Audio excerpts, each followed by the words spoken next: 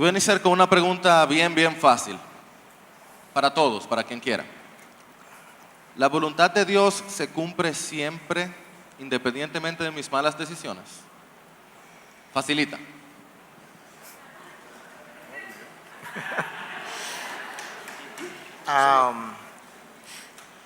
Yo creo que tenemos que entender algo acerca de la voluntad de Dios. Dios tiene una voluntad, pero esa voluntad puede ser evaluada de manera distinta, porque a veces hablamos de la voluntad soberana y la voluntad permisiva y parecería como que Dios tiene 3, 4 voluntades distintas, pero es una voluntad. La voluntad soberana de Dios son aquellos decretos desde toda la eternidad que son no cambiables y las cosas van a ocurrir, no importa lo que el hombre quiera hacer, como la cruz de Cristo y un resto de otras cosas. Luego está la voluntad permisiva, que es la misma voluntad de Dios, pero es otro aspecto de evaluar esa voluntad. Como en el caso de Jonás. Dios le dice a Jonás que vaya a Nínive. Jonás toma una mala decisión. Jonás dice, no, yo no voy para allá. Y de hecho yo no voy para allá porque yo te conozco y tú eres capaz de perdonar a esa gente. Y esa gente no merece perdón. De manera que yo voy a coger un barco en la otra dirección. Y Dios en su aspecto permisivo de esa sola voluntad dice, está bien, Jonás, puedes seguir en la dirección contraria, pero nos juntamos en Nínive. Entonces hay un momento donde esa mala decisión es permitida por Dios, pero en el momento que la permite, es la voluntad de Dios, es la voluntad permisiva, pero es parte de su voluntad. Para Él entonces terminar ejerciendo su voluntad soberana. Entonces, aún con mis malas decisiones, Dios termina haciendo uso de las malas decisiones para llevar a cabo su voluntad. Algo importante, completamente de acuerdo con Miguel, es el sentido de que hay doctrinas que están en tensión en las escrituras y son completamente verdad.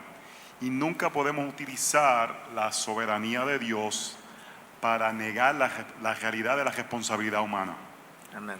Y las doctrinas, si las vemos en sus contextos, están hechas para ciertos propósitos. Y la doctrina de la soberanía de Dios, de ejercer su voluntad, está hecha para darnos seguridad, para darnos gozo, confianza en Él. Nunca está hecha para justificar nuestro pecado. Amén. Y nunca podemos justificar nuestras malas decisiones con la voluntad de Dios que siempre se va a cumplir. Entonces no podemos confundir esas cosas y ver cómo siempre las doctrinas están puestas con un propósito específico en las Escrituras. Amén. Dios es absolutamente soberano. Amén. Aún sobre nuestro pecado, aún sobre nuestras malas decisiones. Creo que un ejemplo bíblico que ilustra esto muy bien es la vida de José. Se peca en contra de José por sus hermanos lo toman, uno lo quiere matar, otros le hacen el favor y deciden mejor solo venderlo como esclavo, ¿sí? Y cuando está vendido, todos conocen la historia, cuando está como esclavo se le acusa de violación, termina en la cárcel. Eventualmente el Señor lo pone como segundo al mando en el reino de Egipto. Y llega el momento donde el sueño se cumple y los hermanos llegan, se postran ante él. Y cuando José habla con sus hermanos, básicamente el espíritu de lo que leemos dice así, ustedes pretendieron mal contra mí, ustedes pecaron contra mí, ustedes me vendieron, pero Dios me trajo a Egipto. Amén. Y José estaba reconociendo, sí, lo que ustedes hicieron en una rebeldía contra Dios, a la larga fue Dios obrando su plan a través de su pecado y sus malas decisiones para hacer su plan soberano y traer salvación al pueblo. Entonces Dios es absolutamente soberano, aún sobre nuestro pecado y aún sobre nuestras malas decisiones. Amén. Muy bien, bien facilita, ¿vieron? La bendición es que esas son dos verdades que están en tensión y una no suplanta a la otra, pero si una cosa estamos seguros es que la salvación es del Señor. Y Él se encarga de tomar nuestro daño y hacerlo para su gloria y aún nuestro bien. Ahora, viene otra pregunta similar a esa en un sentido, y es si la soberanía de Dios en la salvación y sobre todas las cosas es un punto de primer orden, es algo de primera importancia y por tanto algo que debería separarnos. Le toca a Justin porque no habló en la anterior. ¿Qué fue que él dijo? Una de las cosas que sí diría es, aún en el espectro de lo que se cree en cuanto a la obra de Dios y la responsabilidad del hombre en la salvación, todos dicen creer en la soberanía de Dios. Entonces nadie está diciendo no creemos que Dios es soberano. Sin embargo, cómo se define la soberanía de Dios es lo que sí es absolutamente diferente. Y ahí voy a dejar que otra persona opine en cuanto a lo demás. ¿Dónde está el baño? Una de las cosas que a mí, Perdí. en inglés tenemos una frase que se llama como algo, un ¿Cómo está? pet peeves, que es algo Muy bien, que gracias. me roza de una forma no correcta, es cuando ponemos a un hereje como un arminiano. Y hay una diferencia grande en la historia de la iglesia. Y esto aquí quizás en las redes sociales me van a poner a mí entonces como... Yo ya lo publiqué. Pero Ecuménico. la doctrina arminiana clásica cree que Dios es soberano. Sí, sí. Y la realidad ortodoxa de la iglesia históricamente nunca ha dudado de la soberanía de Dios. Isaías claramente dice: yo soy Dios porque digo lo que va a pasar. Compárame a otros dioses. No voy a decir el capítulo porque puede ser que me equivoque, creo que es 42. Yo hablo contrario, yo digo las cosas y las cosas suceden. Compárame a otros dioses. Dios se define como soberano. Y lo que ha sido la iglesia ortodoxa por toda la historia de la iglesia ha definido a Dios como soberano. Como dice Justin, hay formas que se ven diferentes de esa soberanía actuando, pero al final una definición ortodoxa de Dios es un Dios soberano que conoce todas las cosas y dicta lo que sucede. Quizás algunos me van a ver feo por esta respuesta, pero somos salvos por medio de la fe solamente en la obra redentora de Cristo Jesús en la cruz por mí, no por el entendimiento correcto o incorrecto de la soberanía de Dios en todo el universo. Ahora, dicho eso, puedo abrazar a un hermano que opina distinto de mí, quien Cristo ha redimido en la cruz del Calvario, quien Cristo dio su vida, y vamos a tener conversaciones fascinantes y discusiones largas y extensas que van a durar por horas, y voy a terminar convencido de que él está confundido y que yo tengo la razón, porque nos tiende a pasar eso. Pero al final del día, la salvación no depende de un entendimiento completo de algo tan complejo como la soberanía de un Dios infinito que gobierna soberanamente sobre un universo. Y al final del día somos un grano de arena en esta tierra, que es un grano de arena en el universo, que no puede contener a un Dios absolutamente soberano. Y muchas veces nosotros mismos nos unimos a David cuando decía: este conocimiento es demasiado maravilloso para mí, no lo puedo comprender. Y yo creo que hay doctrinas donde personas quizás se van a perder de algunos aspectos maravillosos del carácter de Dios, y una confianza tan increíble que viene de entender a un Dios que está absolutamente en control de todo. Y quizás te vas a perder de algunos aspectos de eso, pero vas a ser mi hermano en Cristo, y quizás vamos a llegar a la gloria, y quizás ambos vamos a reconocer que entendíamos un poco así de la inmensidad de un Dios maravilloso, pero puedo llamar hermano y puedo tener comunión y fraternidad con alguien que quizás no esté en la misma página que yo. Yo quiero aclarar algo un poquito, y voy a poner un poquito técnico. Yo creo que hay una diferencia entre doctrinas que diferencian el conocimiento previo o no conocimiento previo de Dios a nuestra salvación, pero todavía afirman un Dios soberano, a un entendimiento donde Dios es limitado y no conoce el futuro, que es una herejía. Hay una diferencia, eso es una herejía.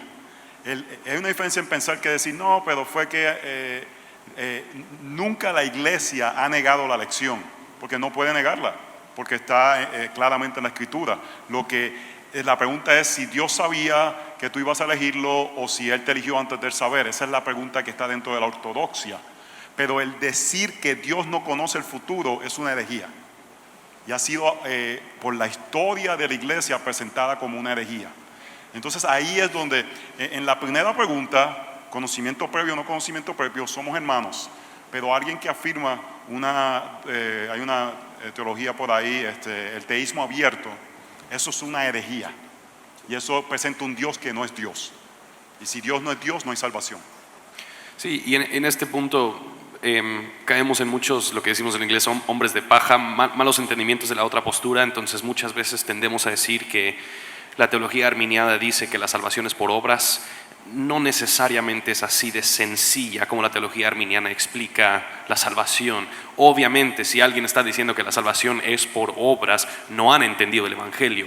Pero yo no creo que nuestros hermanos arminianos están diciendo eso. Tiene una diferencia en cuanto a su entendimiento de cuándo es que la misma gracia de Dios salva a la persona y cómo se relaciona eso con la fe que uno tiene.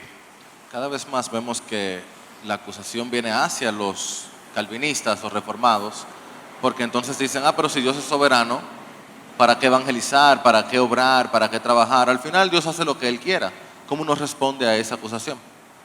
Esas son esas doctrinas que están en tensión. Que Dios es soberano sobre todas las cosas no limita en que Dios nos llama a orar y nuestras oraciones son reales.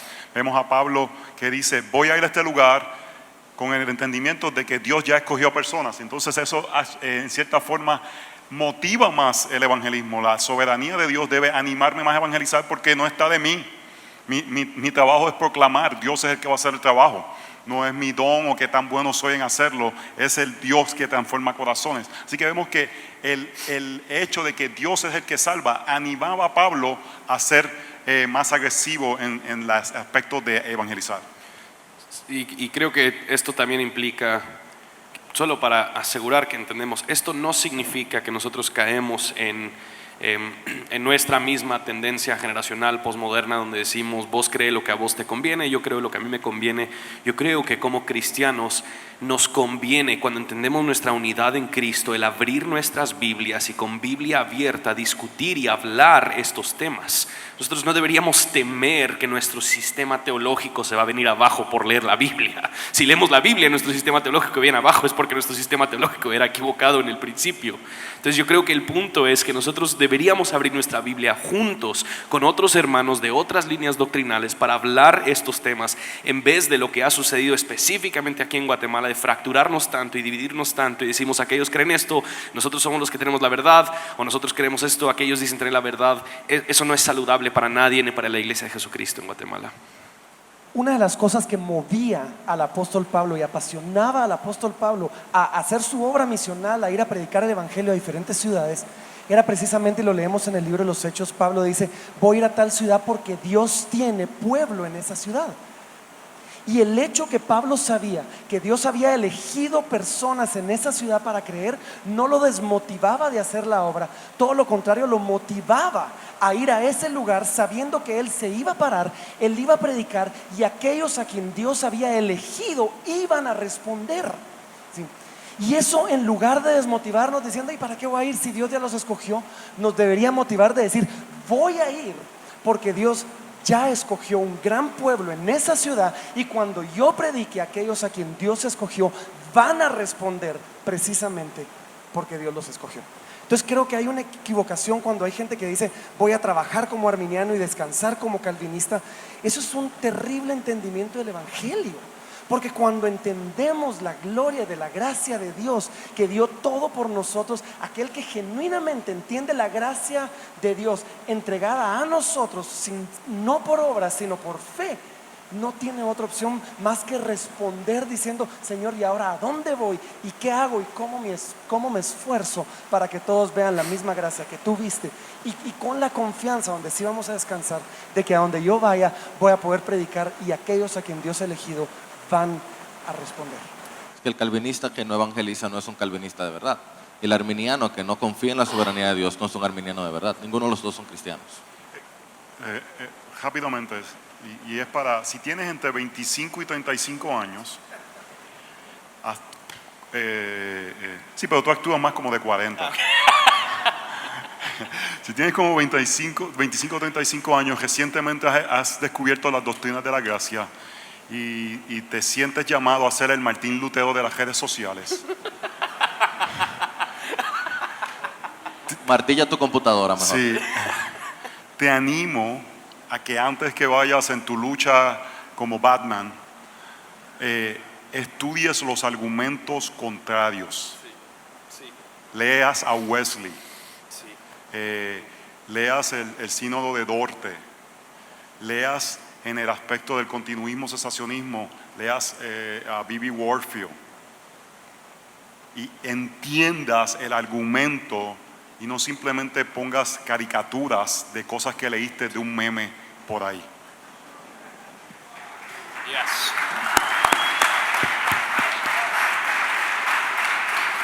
Cambiando un poco el tema entonces, esta tercera pregunta, ¿necesita un plantador entrenarse en un seminario antes de iniciar una iglesia?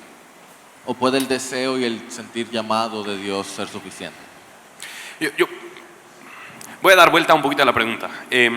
Hay ciertas cosas que si vas a plantar una iglesia deberías saber ni modo. Deberías poder manejar las escrituras con precisión. Deberías entender tu sistema teológico y el poder explicar por qué crees lo que crees. Deberías saber qué es la iglesia, cómo funciona la iglesia, cómo se dirige, guía y pastorea una iglesia. Deberías tener cierto entendimiento y conocimiento de teología pastoral, cómo aplicar el evangelio a las vidas de otras personas. ¿Dónde aprendes eso? Importa menos de que lo aprendas. Ahora, con eso dicho, si tienes el acceso a formación teológica formal, ¿por qué no aprovecharte de eso? Eso es gracia sobre gracia. Yo sé que muchos de nosotros decimos, bueno, no sé si tengo el tiempo. Bien, tenemos el tiempo, tenemos que ser un poquito más disciplinados con nuestro tiempo, tenemos que quizás dejar las redes sociales un poquito o cierto programa de televisión o lo que sea. Tenemos el tiempo para poder hacer eso. Entonces, para mí, debería tener educación teológica formal. No es un requisito. Obviamente no vemos eso en el listado de 1 Timoteo 3 ni en Tito 1, pero sí debería poder manejar las escrituras con precisión. Sí debería conocer todo lo demás. Y si tienes la libertad y la habilidad de poder capacitarte teológicamente de una forma formal, hazlo, por favor. No es un requisito, pero con las oportunidades que hay ahora, anuncio no pagado, Southern, tienes un programa excelente, yo estoy beneficiándome del mismo. Y algo que es importante es que como pastores nosotros reflejemos un espíritu de también aquellos que aprendemos y somos estudiantes. Y no tiene que ser necesariamente de cierta forma, pero el hecho de que te pones bajo la enseñanza de personas que han aprendido más que tú, para entonces tú beneficiar a tu congregación, para mí eso es algo que debe ser prioridad de todo pastor.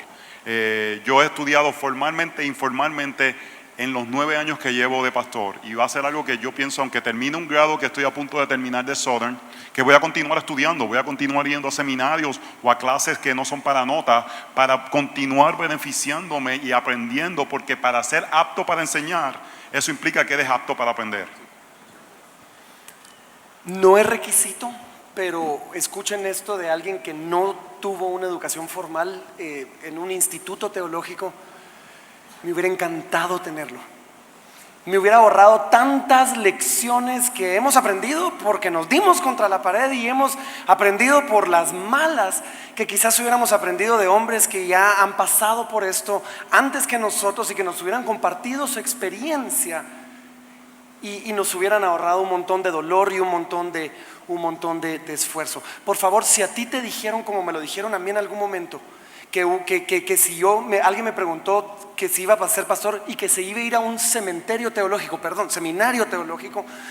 es una tontera ver la educación teológica como un cementerio. En aquel entonces me lo decían como un cementerio que va a matar la obra del Espíritu Santo. Y creo que ayer discutimos que la obra del Espíritu Santo, gran parte de la obra es precisamente empoderarnos para compartir fielmente las Escrituras y para poder enseñar fielmente la palabra de Dios. Si tienes acceso a hacerlo, por favor, hazlo, ¿sí? Te vas a capacitar, vas a ser un mejor pastor probablemente por ello, pero si ya estás montado en el macho, como decimos en Guatemala, y no lo hiciste, tampoco te condenes por ello. Vivimos en un tiempo donde hay recursos ahí que quizás no vas en un seminario teológico formal, pero aún así puedes ir.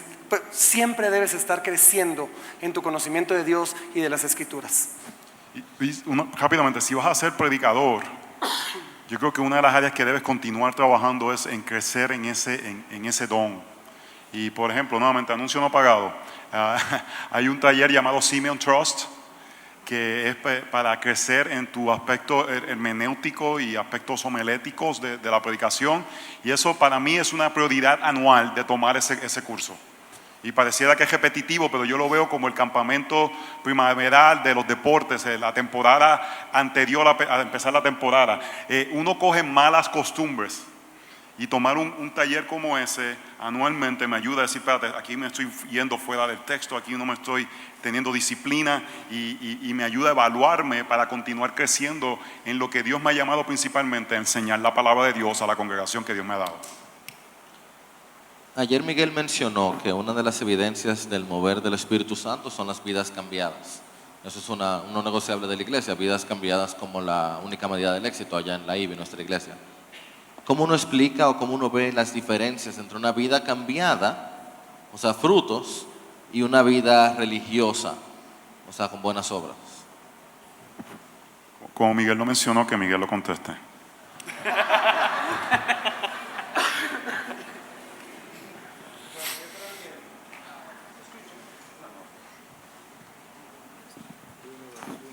¿Se escucha?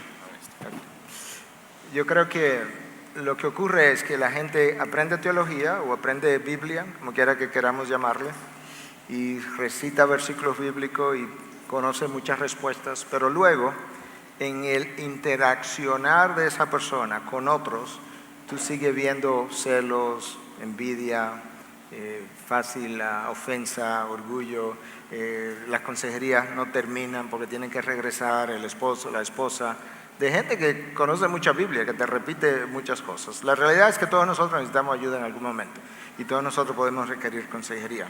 Pero estoy hablando de alguien cuyo patrón realmente es un patrón que 10 años después de convertido, 15 años después, es muy similar a su patrón de conducta y de vivencia de años atrás, a pesar de que sabe más Biblia.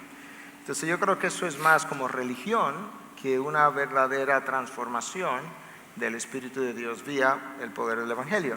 Ahora es posible ser cristiano y no haber cambiado mucho, pero eso depende más de la calidad de la relación de esa persona con Dios.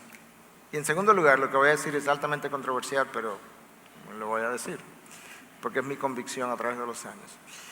Mientras más años vivos, mientras más lidio con ovejas, más me convenzo de que la falta de crecimiento significativo en una oveja milita a favor de su no conversión por mucho. Yo no estoy listo para decir eso definitivamente no es cristiano, pero la conclusión viene porque a mí se me dificulta pensar, y si estoy en el error Dios obviamente su soberanía puede cambiarme, pero me dificulta pensar que Dios abre su boca y crea billones y aún hoy se habla de trillones de galaxias y Él vive dentro de mí y no me puede cambiar. Para mí eso es como altamente contradictorio. Entonces yo estoy listo para ver que hay gente que avanza más rápido que otros, pero que 10, 15 años después la persona luce y está en patrones que son tan similares como cuando él comenzó. En mi experiencia, y de hecho cuando digo mi experiencia me refiero al hecho de que gente así donde hemos llegado a esa conclusión, luego hemos visto el resultado de que realmente era así, de que no estaba convertido. Pero esa es mi opinión personal, eso obviamente puede haber otras. Y por eso el tiempo es importante, pastoralmente. Por eso en 1 Timoteo 5 dice que no impongamos las manos ligeramente sobre personas, porque algunos sus pecados les siguen. Algunos son evidentes, pero algunos sus pecados les siguen. Y por eso el tiempo nos da un parámetro de poder evaluar las diferentes características bíblicas. Primera de Juan es un libro muy importante que nos presenta cómo se ve un creyente, es un examen de qué es un creyente. Así que como pastores muchas veces tenemos que tener paciencia para ver cómo eso se va desarrollando en la vida. Y nuevamente, yo nunca le he dicho a nadie, tú no eres creyente. Yo le he dicho, tu comportamiento pareciera que deberías evaluar si tú no eres un creyente. Sí, yo creo que esto es el riesgo una vez más de determinar lo que alguien es por lo que hacen. Entonces tendemos en el mundo evangélico a evaluar mucho el comportamiento de otras personas a nuestro alrededor. Y yo creo que el verdadero diagnóstico de alguien que ha entendido el Evangelio es que hay en su vida un entendimiento que va creciendo de la santidad de Dios, un entendimiento que va creciendo de su propia pecaminosidad y por ende un entendimiento que va creciendo en cuanto a su asombro por la cruz de Cristo y por la gracia de Cristo, y eso yo creo que va a resultar en una vida de agradecimiento, una vida de gozo. Entonces es muy fácil intentar resumir la vida cristiana en un listado de 5, 7, 8, 10 cosas que deberían o no deberían hacer, pero yo creo que realmente tenemos que llegar al corazón de la persona para definir si esa persona verdaderamente ha entendido y ha cambiado o si es simplemente una religiosidad. Una de las cosas complicadas de una pregunta como esta es que los frutos externos de aquel que vive una vida moral simplemente por un fariseísmo o por un sentido de obligación, y el fruto externo de aquel que genuinamente quiere con todo su corazón agradar al Señor y eso lo lleva a una vida moral, son muy parecidos. Y muchas veces lo que diferencia es la intención del corazón detrás de esta vida moral, detrás de este deseo de comportarme de cierta manera. Y ahí es complicado porque nos estamos metiendo al ámbito de las intenciones, de los deseos del corazón que le competen al Espíritu de Dios más que a nosotros. Pero me atrevería yo a decir un par de cosas, ¿sí? El mismo apóstol Pablo en 1 Corintios 15 nos da una exposición del Evangelio, y lo mencionábamos ayer o antier, y él dice: les quiero compartir el Evangelio que ya les prediqué, que ustedes ya recibieron, en el que perseveran ya, pero aún así se los voy a compartir. ¿Por qué? Porque creo que hay una tendencia en nuestro corazón de olvidar el Evangelio. Y quizás donde comenzamos movidos por la gracia y la gratitud, donde comenzamos movidos por un sentido de agradecimiento a Dios, muchas veces nos vamos a mover a comenzar a vivir la vida cristiana por un sentido más de deber y obligación, y necesitamos regresar al Evangelio y que se nos vuelva a predicar el Evangelio como Miguel predicó la primera noche, predicarnos el Evangelio a nosotros mismos cuando vemos que nuestro propio corazón se ha estado desviando. Pero yo diría, si tú has notado en tu corazón que lo que te mueve ya no es el gozo, ¿sí? Y que el vivir una vida cristiana ya no es gozosa sino cargosa, yo diría quizás necesitas comenzar a predicarte el Evangelio nuevamente a ti mismo, porque quizás estás pasando de ser movido por el Evangelio a ser movido por un sentido de deber, ¿sí? Si tú estás más preocupado por el qué dirán otros a la hora que quizás de que tú peques, versus un estar dispuesto a exponer mi corazón y hacerme vulnerable aún con amigos y hermanos, porque esto va a restaurar mi comunión con el Señor y va a quitar cualquier todo estorbo, quizás tu corazón se está moviendo hacia un fariseísmo, ¿sí? Entonces yo creo que como cristianos todos vamos a tener épocas donde se nos olvide el Evangelio, donde regresamos a un fariseísmo, donde somos movidos a una religiosidad y donde la vida del cristiano se vuelve más un deber que un placer.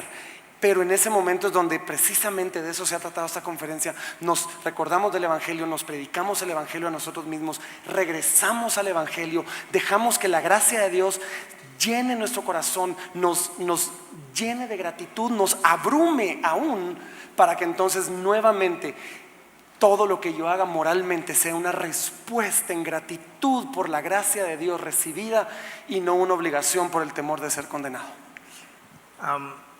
Justin decía que no debemos determinar lo que hacemos, lo que somos por lo que hacemos, y eso es cierto. Pero al mismo tiempo, en esencia, creo que dijimos lo mismo de otra manera, porque cuando tú tienes un crecimiento acerca de la santidad de Dios y la pecaminosidad tuya, resulta en gratitud, santidad, eso se va a ver. Entonces lo que yo veo muchas veces sigue hablando de lo que soy, como Cristo decía, de la abundancia del corazón, lo que se oye, la abundancia del corazón habla la boca. Entonces yo creo que el peligro está en que yo diga, como soy pastor, ya yo soy muy santo, porque entonces lo que hago está determinando lo que soy, porque yo predico y quizás pueda predicar bien, ya implica que yo tengo un alto grado de santidad, y eso no es así, porque hay gente con buenos dones de comunicación que realmente su vida de santidad quizás no está tan bien. Entonces, simplemente como para ayudarnos a ver que la misma verdad la puedes ver así o la puedes ver así. ¿Cómo debemos abordar el tema de la homosexualidad y de la diversidad sexual en una cultura como esta? Nosotros como iglesia profesando amor, no rechazo, y verdad y gracia. Facilita. Yo creo que tú acabas de dar la respuesta en esto. La palabra nos dice en el Evangelio de Juan, capítulo número 1, que en Cristo habitaba la plenitud de la gracia y la verdad. Y esta es una de esas situaciones donde vamos a encontrar una tensión entre extender gracia a un pecador que no es más pecador que yo porque peca de una manera distinta, pero al mismo tiempo es un pecador que ha dejado que su pecado se vuelva en el centro de su identidad como persona, ¿sí? Y esto es verdaderamente complicado. ¿Cómo puedo yo hacerlo sentir bienvenido sin de alguna manera aprobar su pecado? ¿Y cómo puedo rechazar su pecado al mismo tiempo invitándole hacia la gracia de Dios? Y yo pues no sé si tengo una respuesta absoluta de eso, pero quiero contarte algo.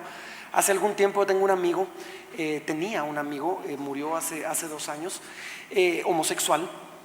Y yo publiqué algo en las redes sociales acerca de la homosexualidad, y él en privado me contestó y me dijo: tené cuidado con lo que escribes, no sabes de lo que estás hablando. Y eso tocó verdaderamente mi corazón, porque dije, la verdad es que pues sé la teología detrás de lo que estoy hablando, pero no sé la lucha, no sé la tentación, no conozco, no puedo de alguna manera identificarme y extender la gracia que quisiera extender, porque nunca he platicado con él acerca del tema y de cuáles son sus luchas. Y yo diría, toma un tiempo para platicar con alguien con esa que está luchando con eso, para entender cómo está luchando, qué realmente es lo que hay al fondo de su corazón, y quizás eso te va a extender en gracia y no solo lo vamos a martillar la cabeza con la verdad. Bueno, Dios usó mi profesión de infectólogo en Estados Unidos para ponerme en contacto con mucha gente con SIDA que lo había adquirido vía homosexualidad o uso de drogas intravenosas. Y mi esposa y yo hicimos un estudio bíblico en nuestro consultorio para unas 15 a 20 personas en el área de espera para pacientes con SIDA.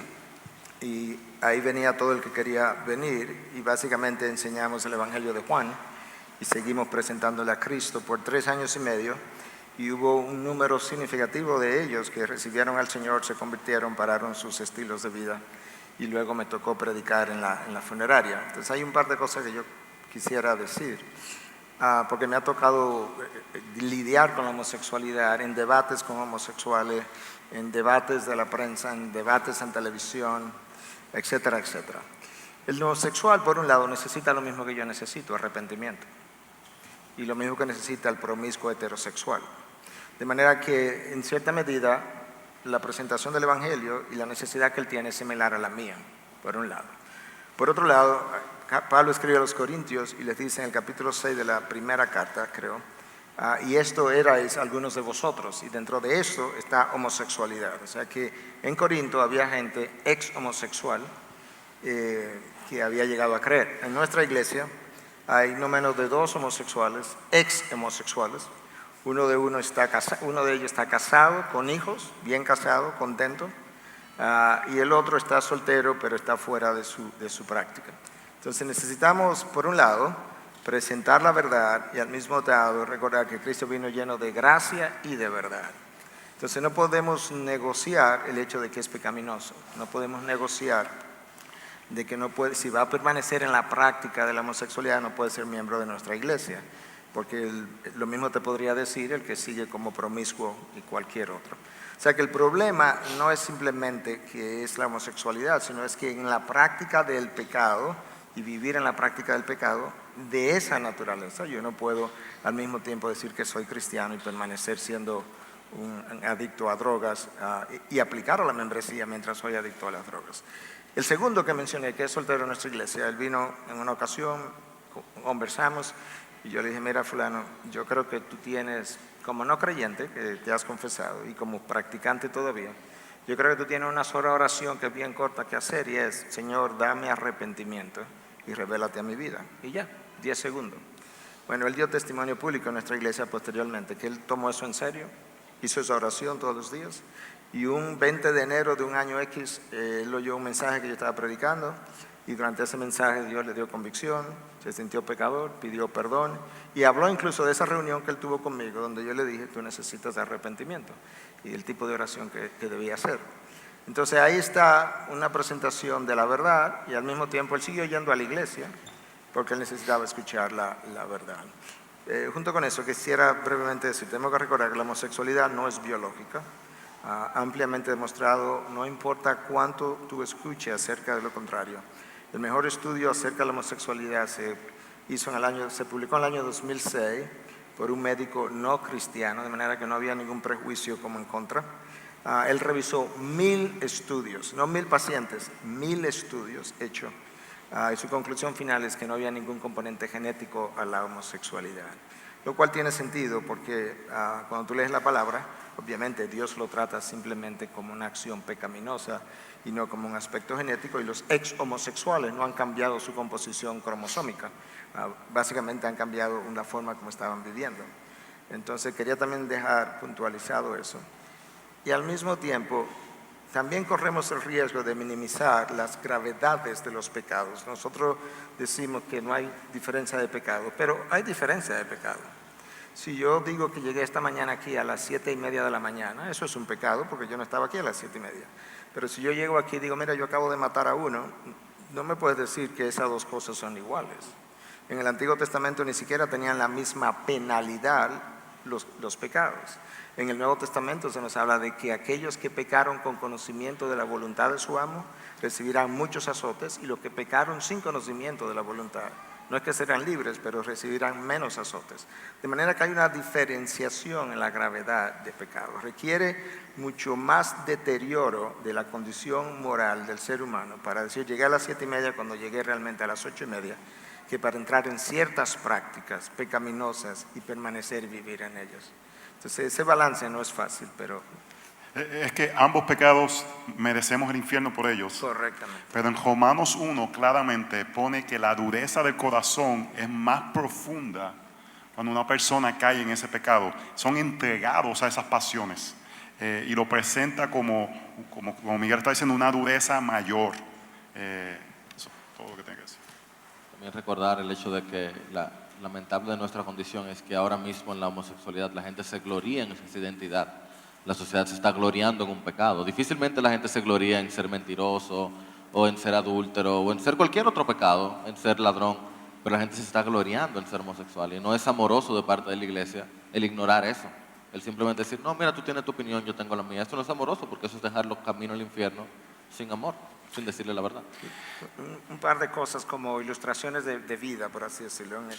Yo tuve un debate con un homosexual en Santo Domingo, muy conocido, que está en el internet, usted lo puede encontrar, puede buscar debate homosexualidad Miguel Núñez y ahí aparecemos. Cuando yo iba a comenzar, me dirigí a la audiencia cristiana que estaba ahí, le dije, hermanos, aquí hay personas que no creen como nosotros y personas cristianas que creen lo que yo voy a exponer. A los que creen como yo voy a exponer, yo les pido que traten con respeto a fulano, que estaba ahí, porque él es portador de la imagen de Dios y tenemos que respetarlo. Y a mitad del debate, no sé si Jairo estaba ahí o ha visto el debate, pero a mitad del debate, esta persona, de nombre Juan, es algo público, por eso menciono su nombre, en un momento dado dijo, esta es la primera vez que a mí me han tratado como homosexual en un lugar y en un debate, en una conversación con tanta respeto y altura como se me ha tratado aquí. Y eso es lo que la Iglesia de Cristo tiene que modelar. Muy bien, cambiando un poco de tema, algo de teología práctica. Joselo, tú mencionabas que cuando una persona está en pecado y se disciplina, no es para alejarlo de la comunidad de creyentes. Eso trae la pregunta entonces, ¿puede una persona que está en disciplina participar de la Santa Cena? Desde mi perspectiva, y creo que es la perspectiva bíblica, parte de la disciplina es negar la participación de la Santa Cena. 1 Corintios 11 pone que se evalúe la persona, y si toma la cena indignamente, está participando, tomando juicio para él mismo, y desde, como veo el texto bíblico juntando 1 Corintios 5, Mateo 18, es un aspecto que se le niega la participación para hacerle un llamado. Un verdadero creyente no puede vivir sin ciertas cosas, Y número uno es la comunión con otros creyentes. Y una de las formas principales que tenemos comunión es partiendo el pan los unos con los otros. Y el deseo es que esa restricción de participar de la comunión con los hermanos sea no algo punitivo, sino que sea algo redentivo, que lo llama a él a decir, yo necesito esto. Porque si es un verdadero creyente, él va a responder en arrepentimiento y va a dar fruto de poder volver a participar de la comunión de los hermanos. Estamos hablando de la persona no arrepentida. No arrepentida. Okay. Eso iba a Versus decir, la persona aclarar. que pecó, se arrepintió y se le removió de un cargo quizás, pero quizás no se le va a remover. Y si pecó, se arrepintió, Mateo 18, de la primera no se le tiene que decir a nadie, a menos que sea una persona que se tiene que remover de un cargo. Estamos hablando de una persona que permanece en su pecado. El ejemplo clásico está adulterando y dice, todavía soy cristiano porque Dios quiere que yo sea feliz y la felicidad es estar con esta mujer, pero yo soy cristiano. La responsabilidad de la iglesia, 1 Corintios 5, es proteger el evangelio, pero también con el propósito de rescatar a esa persona. Sí, creo que es importante aclarar también por cómo se ha manejado aquí en Guatemala muchas veces este tema. Esto no es, hablamos del proceso de disciplina que se debería llevar a cabo y luego hablamos de la disciplina, y muchas veces cuando hablamos de la disciplina nos referimos ya a ese último paso que vemos en 1 Corintios 5, cuando la persona no se ha querido arrepentirse y se excomulga de la comunión de los santos. Lo que sucede aquí en Guatemala en muchos casos, a mi criterio, no es bíblico. Nosotros tenemos a alguien que se ha confrontado, ellos reconocen su pecado, se arrepienten por su pecado, pero luego por encima de eso les ponemos algún tipo de castigo punitivo por haber hecho algo y les alejamos de la comunión de los santos o les alejamos de cosas cuando eso es lo totalmente incorrecto y totalmente en contra de lo que dice Pablo en 1 Corintios 5, lo que nos dice Jesús en Mateo 18. Entonces, para mí la disciplina es formativa para la persona, o sea, todo el proceso es por el bien de esa persona, es la iglesia misma clamando con esa persona, arrepiéntete y ven una vez más a Cristo Jesús. Y si no se quiere, se trata de esa persona como un incrédulo, porque ellos simplemente no han demostrado el fruto del Espíritu Santo, que es el arrepentimiento y fe en el Evangelio. El único pecado arrepentido que se hace público, 1 Timoteo 5, es de los ancianos o líderes que no se arrepintieron, aunque se arrepintieron, pecaron de una forma descualificativa. Eso se tiene que hacer público, y dice que el propósito no es avergonzarlo, es para que la congregación tema. Y solo sumando algo, y creo que ya lo dijimos, pero para enfatizarlo, el propósito de la disciplina es llevar a la persona al arrepentimiento, que va a ser el primer paso en un proceso de restauración. Ahora, muchas veces lo que hemos llamado disciplina realmente es un proceso de restauración. Una persona se ha arrepentido, pero aún así su pecado causó daño y debe ser restaurado ese pecado, debe ser aún él restaurado quizás dentro de su función en el ministerio. Pero el propósito de la disciplina es llevar a la persona al arrepentimiento, y es precisamente como decían, cuando llegamos al punto de no compartir, ni siquiera comer con él, es precisamente para poder que esa persona, al verse aislado, al verse apartado de la cobertura que da una comunidad de creyentes sobre una persona, entonces pueda ser movido al arrepentimiento, se le reintegra a la comunidad de creyentes cuando se arrepintió, y es la comunidad de creyentes la que lo va a acompañar en su proceso de restauración. Pero sería terrible apartar a alguien de la comunidad de creyentes cuando lo que está es un proceso de restauración, cuando ya ha mostrado un arrepentimiento. Otra pregunta práctica. Yo confesé mi pecado a alguien y esa persona no hizo nada, no me dio seguimiento. ¿Debo ir donde alguien más? ¿Debo seguir buscando o qué hago? Yo creo que la palabra de Dios es clara, que la comunidad cristiana siempre se está exhortando, animando, confrontando, amonestando en la fe. Entonces sí, deberías ir con alguien más, aun si esa persona te dio seguimiento. O sea, yo creo que hay algo muy precioso que sucede en la comunidad de cristianos, donde todos nosotros estamos participando en la santificación de los demás, y el creer una frase que usamos mucho en nuestra iglesia, aunque nuestra relación con Dios es personal, eso no significa que es privada, que nosotros deberíamos estar viviendo nuestra relación con Dios en comunidad, donde nos estamos exponiendo delante de otras personas para que ellos vean nuestro pecado, nos puedan hacer las preguntas difíciles, nos puedan retar. Entonces aún quizás hay pecado que no has confesado, que ni te has dado cuenta, que alguien más puede observar. Entonces todo esto sucede en el contexto de la comunidad cristiana. Muy bien, pues 2 preguntas más y terminamos. Esta la recibimos de diversas maneras, desde el liderazgo hasta nuevos creyentes. Y pregunta a alguien: ¿qué puedo hacer si me he dado cuenta que mi iglesia no predica a Cristo?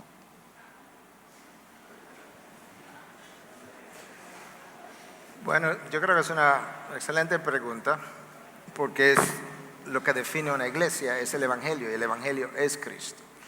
Entonces, no creo que debes salir corriendo inmediatamente, no creo que debes, eso quizás sea necesario si las cosas no cambian, pero yo creo que lo primero que debes hacer es algo similar a Mateo 18, ve a hablar con tus líderes. Sí.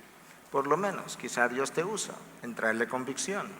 Quizás hay un libro que tú puedes compartir con tu pastor y decirle: pastor, mire, este libro a mí me cambió la vida. ¿Usted cree que usted pudiera leerlo y comentarme sobre él? Quizás pudiéramos reunirnos un par de veces, que usted me pueda decir qué piensa del libro, qué piensa de las verdades, y orar a ver si ese pastor o liderazgo recibe convicción de pecado. Yo creo que ese es el primer paso. No hay una ecuación para decir, bueno, si a la semana no ha pasado ya me voy, versus al mes.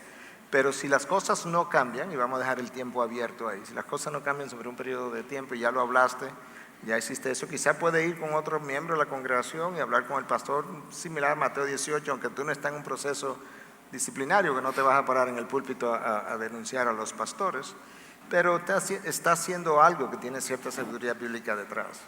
Y si después de esos pasos ser agotados, Cristo no se predica, yo creo que debe salir, porque si la iglesia no está honrando a Cristo, no está honrando la roca sobre la cual la iglesia está cimentada. Entonces yo creo que eso es importante. Algo importante en la pregunta dice: si me doy cuenta, es algo que recién ha sucedido en tu vida. Y eso debe informar la forma que te comunicas, la humildad que debes ser al acercarte a tus pastores. No debes hablar como si esto fuera algo que tú eres un experto, aunque sí debes tomar los pasos. Tú debes estar sazonado con una humildad que se refleja en que, mira, Dios me acaba de abrir los ojos a esto. Así que debe estar todo, y esa debe ser la comunicación si es que recién acaba de suceder o lleva 20 años. Aquel que ha sido salvado por gracia debe siempre su comunicación estar sazonada por la gracia de Dios.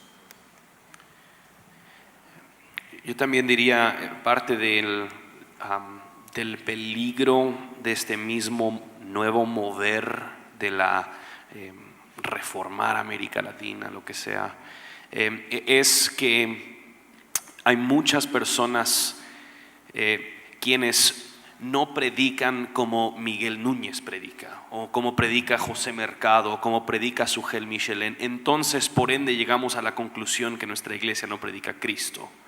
Y lo que sí diría es: asegúrate claramente, porque emitir ese juicio sobre tu iglesia local es algo sumamente pesado. Lo que estás diciendo es: esto no es la comunidad de Cristo, esto no es la iglesia.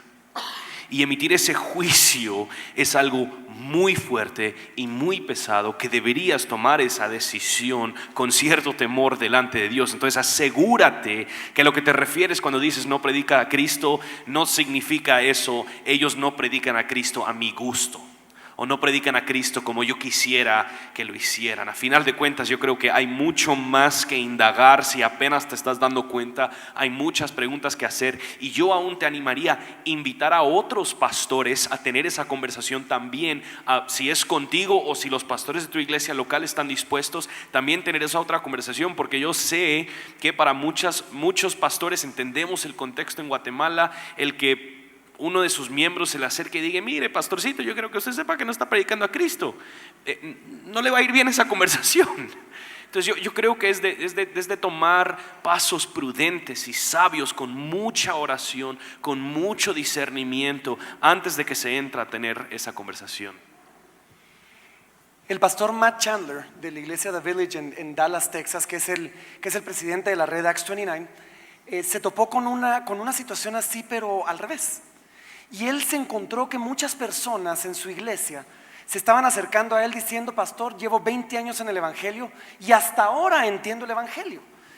Y él, en un momento de frustración, enojo santo, pues se preguntó qué pasó con estas iglesias donde esta persona ha pertenecido durante 20 años, y comenzó a indagar, y muchas veces encontró algo muy interesante, porque conforme platicaba con las personas les dijo: mira, y es que en tu iglesia no predicaban el evangelio. Y muchas veces decían: no, la verdad es que sí lo predicaban, simplemente el Señor no había abierto mis ojos todavía para verlo. Ahora, en ese sentido, y apoyando lo que decía Justin, hay que asegurarnos de que es una cuestión de pecado y no de gusto, ¿sí? De que realmente la iglesia ha cerrado su corazón, no está predicando el evangelio, o como decía Justin, no está siendo Miguel Núñez. Si Dios quisiera a Miguel Núñez en tu iglesia, tendría a Miguel Núñez en tu iglesia, ¿sí? Entonces, creo que haces el proceso, hablas con tus pastores, y si realmente hay una negativa del deseo de predicar a Cristo, huye. Eso no es una iglesia, porque lo que caracteriza una iglesia es la predicación del evangelio. Y al mismo tiempo, solo para aclarar, yo también creo que es posible hablar todas las palabras correctas y no predicar el evangelio. Entonces yo creo que es por eso que sí se tiene que indagar muchísimo más. No simplemente es de decir vas a ir al infierno si no pones tu fe en Cristo y en su cruz, porque Él expía tu pecado y así puedes tener una relación con Dios. O sea, yo creo que va un poquito más allá de simplemente decir las palabras correctas. Conocemos a iglesias que dicen y hablan de un tal Jesús y de una tal cruz y de algo así, pero no predican el evangelio tal y como la palabra de Dios la plantea. A la misma vez, rápidamente, Miguel habló de diferentes doctrinas, primarias, secundarias, terciarias, y quizás tú estás en un lugar donde hay unas doctrinas que están calando en tu corazón y están al nivel terciario, que ya no puedes quizás tener comunión en esa iglesia por algunas prácticas, pero eso es diferente a decir que no predican el evangelio, y debes comunicarlo de una manera clara y agradecer por lo que ellos han hecho en tu vida, y pero a la misma vez quizás removerte, porque lo más fácil es para movernos hacer a ellos los malos. Eso es más sencillo para justificar nuestra decisión, en lugar de decir estamos en un lugar diferente, yo estoy agradecido por la forma que se me sirvió estos años, pero por esta práctica en general mi conciencia no me lo permite y debo moverme. Uno de los artículos más útiles que yo he leído es uno que se llama así mismo. Si estás ahí, te recomiendo que lo busques y lo leas. ¿Cuándo es momento de dejar una iglesia? Y toma tiempo, es un artículo de 1500 palabras, te sientas y lo lees, y tienes luz roja, luz amarilla, luz verde, cuándo hacerlo, despacio. Y toma su tiempo, eso no hay por qué hacerlo corriendo. Bien, para terminar en una nota fácil, porque creo que han habido muchas preguntas difíciles. Esta ha sido, perdóname la broma, luego de si la tierra es plana, real o redonda, la otra pregunta más común de todas las que recibimos es esta: si la cruz de Cristo perdona todo pecado, ¿cómo explicamos la blasfemia contra el Espíritu Santo, que dice que no hay perdón? Bueno, tenemos que poner eso en el contexto en que ocurrió ese evento. Cristo está expulsando demonios. El texto dice que lo expulsaba por el poder del Espíritu. Y entonces la gente decía que él estaba expulsando por el poder de Belcebú, que es Satanás. Entonces lo que la gente no está apreciando, valorando y está juzgando es la acción del Espíritu Santo en Cristo. Eso es lo que ellos están negando. Y quien me convierte es el Espíritu Santo, quien me regenera es el Espíritu Santo. Entonces si yo niego y no acepto algo que es evidente de acuerdo a Dios y que es una acción del Espíritu, niego la actividad de la gente que a mí me convierte. Y entonces ahora no puede ser perdonado porque Él es quien me convierte y Él es el poder que estoy rechazando.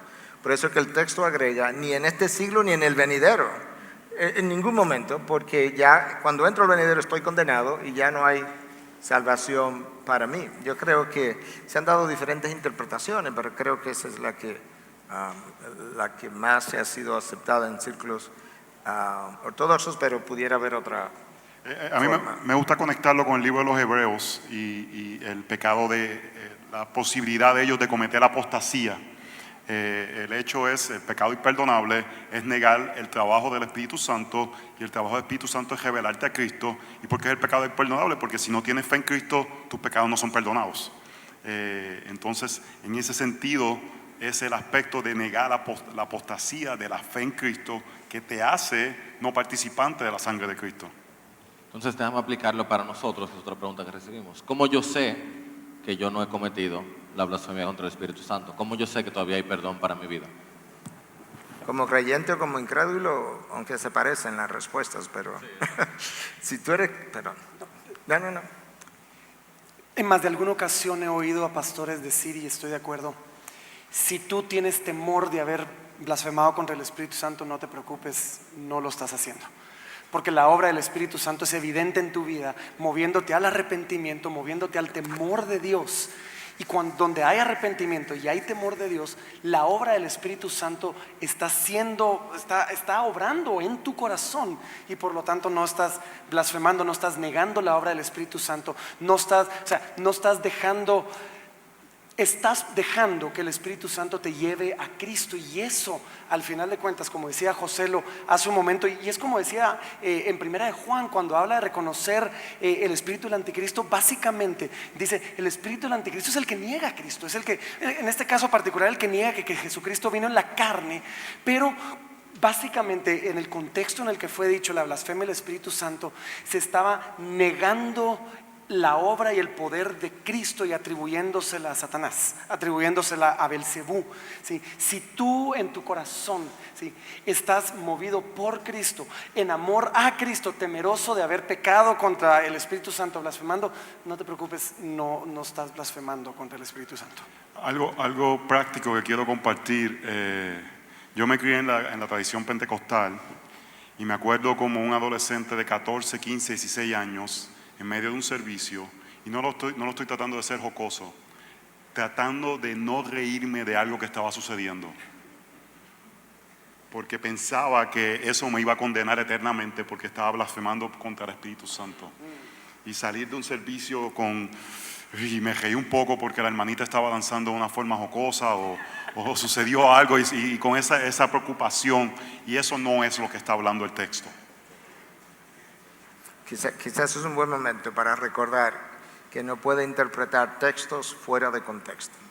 Y creo que se regaló ese libro, está a la venta.